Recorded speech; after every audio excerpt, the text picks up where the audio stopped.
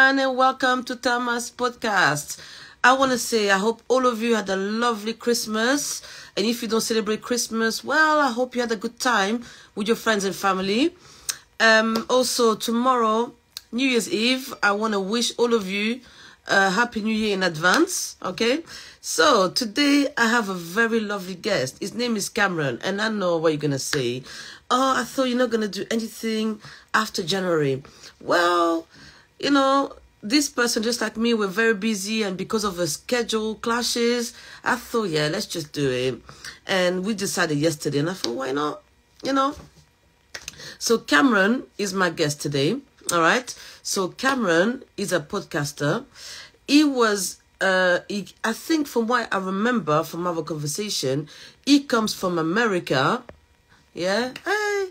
And he now lives in the UK.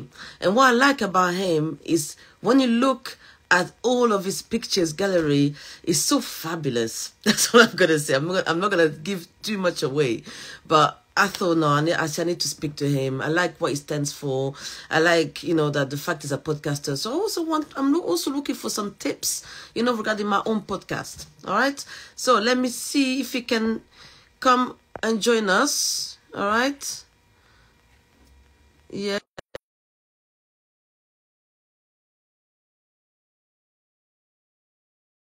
I love it. So so anyway, I hope all of you, the weather's rubbish.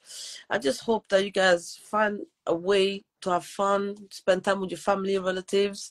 And frankly, it's not about the weather, really. It's about how, you make people, you appreciate people in your lives, and you appreciate what you have as well. Okay? Just like me as well, I appreciate everyone that's supporting me, following me in my journey with this podcast I'm doing, which I love doing, by the way.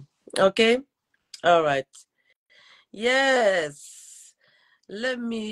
Okay, can you join me? I see you here, Cameron. Yeah? Can you try and join? Request to join. Lovely. Yeah? I'm excited. In fact, all my guests that have been coming, I always said, what a pleasure and an honor. Okay? Yeah? Don't worry. 1 second. It should allow you now to come in.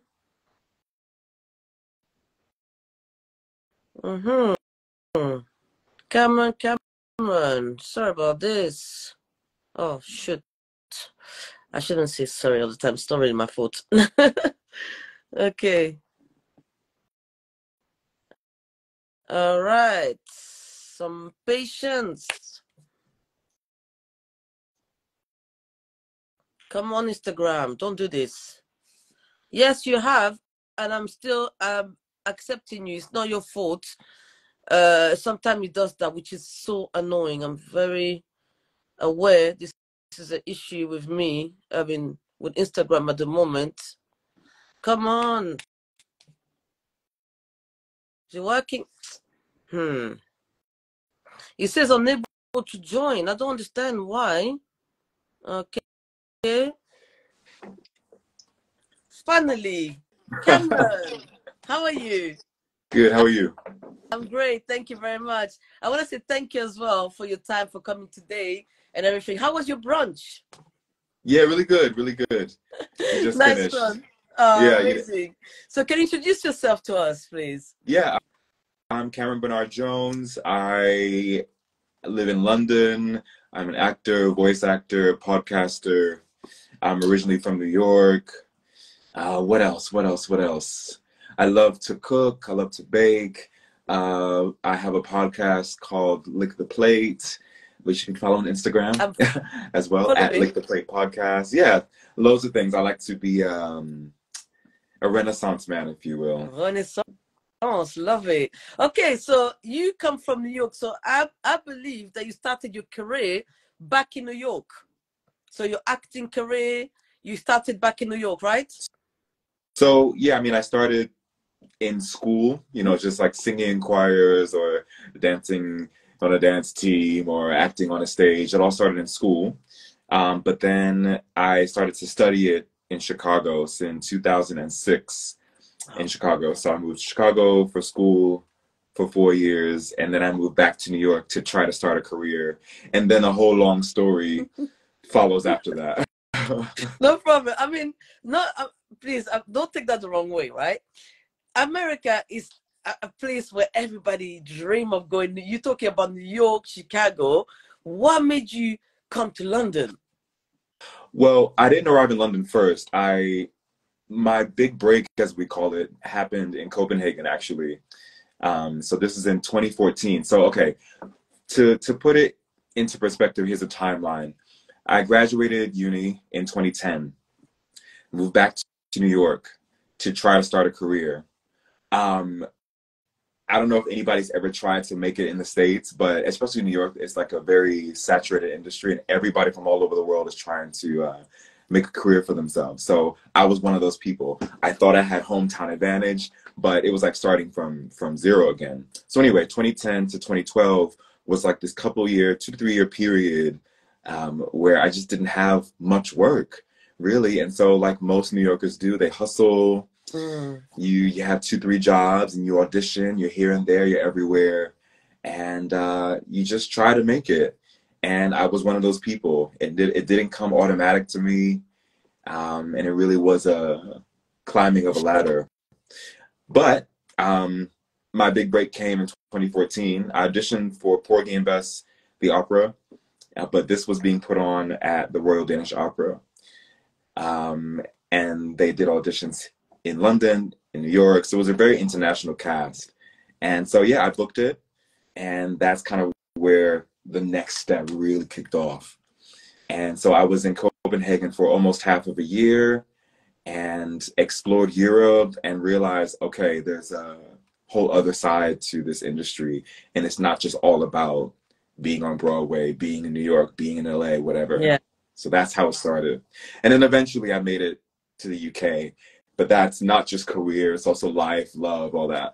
Wow, life, love. So you fell in love with London? Oh, yeah, I did. So I've visited London a couple times before. I've been blessed enough to do that as a teenager, especially. And so whenever I was here, I always knew like, oh, yeah, this is the place. There was something really special about London, especially being as a New Yorker. It's hard to top New York, like as a city, as a place. Yes. Yeah. But London really was a close second. Yeah.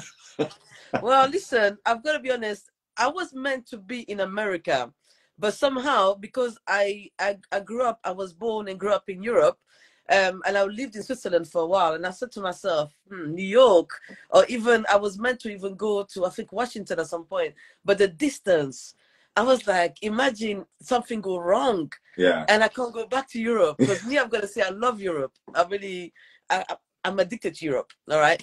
And I said to myself, no, I said, I need to stay closer to home. And when I came to London, it was meant to just study and then return back to Switzerland. But then I just fell in love with London. I think the culture, so many people from anywhere and everywhere. And I thought, no, I said, this is the place for me. And I never looked back. I have to say the weather, that's one downside of it. But then I'm like, you know what? You get used to it. Yeah, as I look out the window and experience the 476th gray day of the year. I know. Yeah. But listen, you're here, and I'm gonna say, I love your accents. Please don't lose it. I love American accent. I don't know what it is about it, but I just love it. The way you say city, I love it. Listen. So when did you start your podcast career? Because one thing I've learned, I mean, when I got to you was really about your podcast. So tell us, what is it about? When did you start and what is it about? So Lick the Plate is the name of the podcast. And to put it simple, it started out of my love for food. And out of food comes culture and language, etc. You know, there's so much that comes from food, from eating. From eating comes fellowship, and you get to learn about people. So there's so many offshoots that come off of food. And so I just thought, well, besides the arts, what else can I do to, showcase my talent and my love for other things that I like. And to be honest, it came out of something really unfortunate that happened. I was in a show called Ain't Too Proud, and we ended very early. And it was devastating, but you know the saying that when one door closes, another one opens. And the day after we found out that we would be closing in September, my brain was just, my creative juices were really going crazy, right? And I was like, well, I got to do something. Like, I guess it's the New York hustle in me. Like, it just always has to keep going with grace. But as an artist, there's always things going up here, especially creatively. So I had been in the podcast space already for a few years, whether that had been I co-hosted a previous podcast that I did, or I was a host of a podcast that I was just the voice of. No, I didn't produce or create it. So I've been in that space. But all this time I have been thinking, oh, I would love to get back into it and do a show of my own, on my own, and really just put myself out there with something that I love. Yeah. And I just decided I'm going to do it. I'm going to do it. I came up with so many names that have already been taken or similar to things that already exist. And here's what I'm confessing it now. All of you listening, I actually lick the plate sometimes. I do it as well. Obviously not in front of people. Bro, so okay, I never do it at a restaurant, right? But I'll always do it at home. Well, yeah. If I don't have bread, or if there's nothing to get whatever rest of the juices are on the plate and the bowl, and the spoon isn't doing it, I'm sorry. Yeah. Especially if it's like really good. So whether that be pasta sauce, or my favorite thing is like if you have cake and ice cream and the ice cream's melted and whatever residuals left in the bowl. Yeah, so I really thought, what could I do? And that's how the name came about. And to be honest, I was like, ooh, this is a bit tongue-in-cheek as well, because the word lick, whatever connotations you have with whatever words in the title there is. So I thought it's really catchy, and that's going to be the title. I love it, and I'm sure you never look back. No. I mean, like, the first time when you told me I'll have a look, I'm like, listen, the name is so catchy. Yeah. And I'm like, I love this. I love your content. So people basically come to your podcast and you guys talk, like, exchange recipes, or you talk about your love for food, culture, food. Everything. Wow. Every single thing. We talk about what we love to eat, what we don't like to eat. It's like a cultural exchange, because all of my guests are all from different parts of life, different backgrounds. And so whether it's somebody that I don't know that well, or it's somebody who I've known for years, I still end up knowing a little bit more about that person, and thus that person's culture, story, history, etc. So it just opens up the door to so many things. And honestly, I was just like, I just want to talk about food, but it became something bigger than what I expected, which has been a theme for me in my life recently. Like, it's always bigger than you expect. That's fantastic. I'm sure there's so much potential for this to grow. I'm sure you're gonna have some famous chef one day. I'm sure you're gonna have some food critics. I mean, there's so many things, Yes. And please, one day, and I'm gonna return the favor. If you want me as your guest, I'm there. Oh yes, come on, yes. Portuguese. Listen, the more the merrier. Ghanaian. Listen. You want some recipes? I'll be there for you. So let me know when. But I love what you do. Honestly, it's fantastic. And also, I like your support for the LGBTQ. Sorry if I missed them. Plus, okay.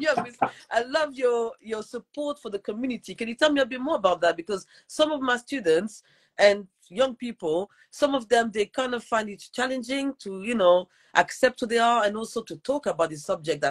Why is it still taboo? I don't really know. But tell us your support about this. I mean, this is that's a whole thing. But I mean, I'm gay. I've been gay all my life. And I'm not only am I gay, but I'm Black. So it's like, I just have to represent who I am, and I have to be representation for other people, because I've had mentors and inspirational people who've been out there showing themselves that they exist, and thus I can exist, thus you can exist. And it really is just about showing who you are and living your authenticity and in your truth, however truthful you can be. You know, the world is tough out there, and not everybody's circumstances are the same. Not everybody has the privilege to be able to be out and proud and whatever. But I'm just about telling my story, and my story is I'm a Black gay man in this world, and whatever comes of that comes of that. And you know, there's a richness in that, in just being who I am, me individually. So yeah, I mean, there's nothing I can really say that might sound too philosophical, other than just try to live in whatever truth you can, and the rest, I think the rest will just come. Yeah. But I mean, my support will always be there, because I've had the support from other people of the queer community, who, you know, whose shoulders I stand on, and I hope my shoulders can be of support to someone, whether I know them or not. Amazing. And I'm sure, I mean, talking about yourself, you know, who you are and also what you do, I'm sure you have support from your friends and family. Do they support you in all the way? Yes, I'm happy and lucky and blessed to have support from all of my family, friends, whether that be blood family, also chosen family. Like, the network is loving, it's warming, yeah. And I'm gonna ask you a final question. Have you thought about one day writing a book about? Because when I spoke to you first, I'm like, look at this wonderful man. He comes all the way from New York, traveling, doing so many things. I mean, I feel like you have so much to say. Have you thought about writing a book one day? Oh yeah. I always joke about how my memoirs are gonna be so rich and they're gonna be so scandalous or whatever. I mean, yes, I have. The answer is yes. I have thought about it. I just need to sit down and kind of collate all these thoughts, because, like, you know, I'm only 35 years old, and I guess in the grand scheme, that's not a lot of years on this earth. But just, I've experienced a lot, and let's just put childhood to the side. Like, in my adulthood, I've experienced a lot, especially if we look at the places I've lived alone. Like, I could just talk about my travels. That would be like book one. Yeah. Then we can get into deeper stuff. But yes, I have thought about writing, you know, a memoir or something fictional. But in due time. I got so much going on. I'm like, let me wait, experience a little bit more, let things marinate, you know, live a bit more before I decide to put it down on paper. So yes, but my little advice for you: have a little notebook or something, then anything that comes to mind, any little, even if you think it's not important, because when you add them up, you'll be like, oh my days, that's my book. Because I feel like you are such a character. I feel you're a real person, but the way your pictures, the way you talk to me, I feel like you're a character. You're somebody that can represent so many, like your love for food, who you are, the LGBTQ plus community, and even your love of traveling. I mean, I love that, and I'm such a pleasure to have you. We made it work. Yes. So thank you so much.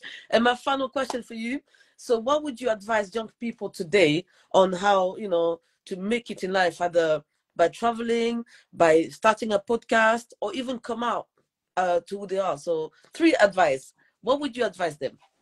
Ooh. That's deep. I'm just gonna circle back to, it's about, it starts within. You know, it's easy to kind of say, oh, I want the world to see X, Y, and Z, right? But it's like, I had to ask myself, well, who am I? That's where it started. Who am I? And then what do I project out into the world? And I think for me, especially being a performer, being an actor, I tell so many other people's stories. And it's kind of easy to forget to just tell who you are. Yeah. Especially in these days of big social media. And, you know, you said I'm a character, but I think I just am who I am. Like, and I think young people should just be who they are.